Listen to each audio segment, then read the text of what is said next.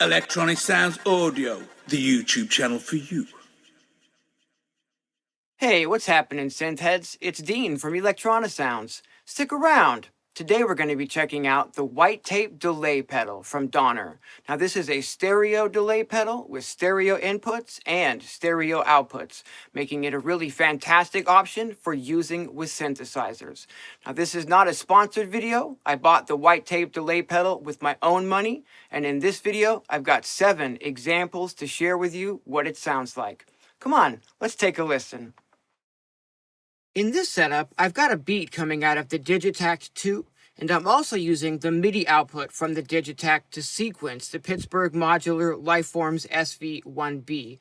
I've got the output from the Lifeforms going directly into the white tape pedal, and everything is being recorded by the 1010 Blue Box.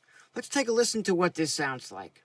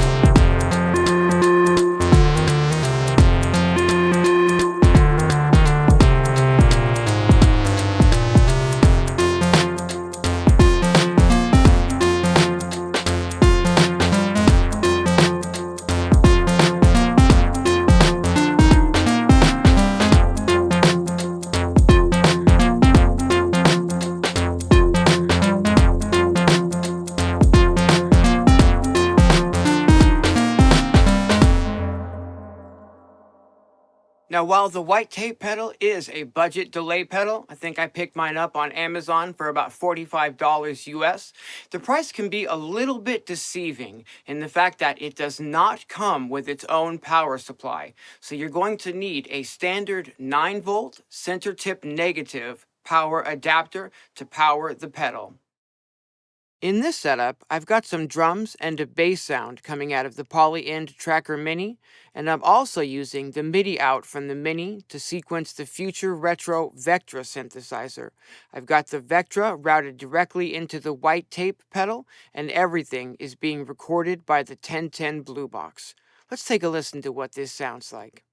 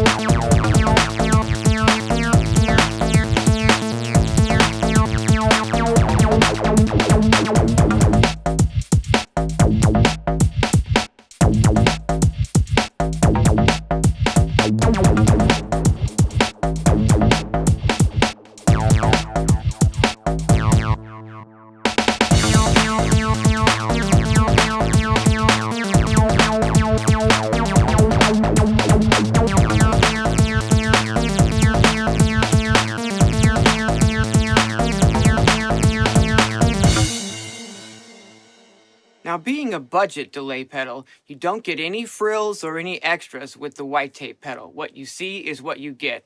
For example, there's no MIDI input, so you won't be able to send it a clock signal from the rest of your gear to get those really tight and perfectly synced up quarter note delays, or say you need that eighth note dotted delay specifically. It's going to be a little bit hard to dial in with the white tape. That being said, that's kind of one of the things that I ended up really liking about the character of its sound, is I feel like it has a bit more of an organic sound, and it can really widen up your sound sources as well, even if you're just feeding it a mono input signal.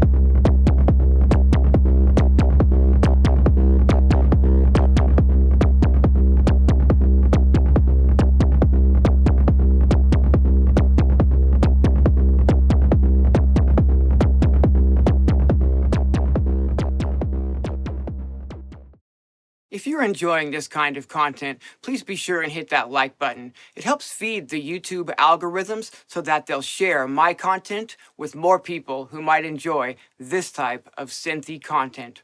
Thanks, friends. In this setup, I've got some drums coming out of the Polyend Play Plus, and I've got some rhythmic dub chords coming out of the Novation circuit. Those dub chords are being fed directly into the white tape pedal, and as usual, everything is being recorded by the 1010 Blue Box. Let's take a listen to what this sounds like.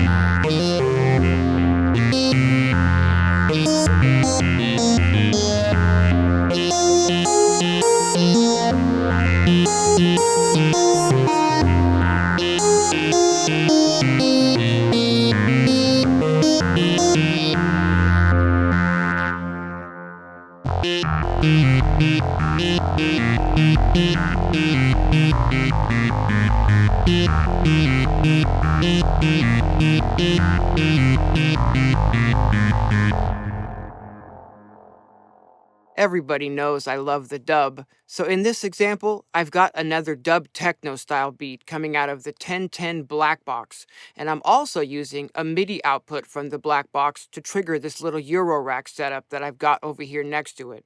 I've got some dub techno chord rhythms in the Erica Sense sample drum, and that's going out from a Strymon AA1 module, which converts the Eurorack level into a line level signal. That's going directly into the white tape pedal. Let's take a listen.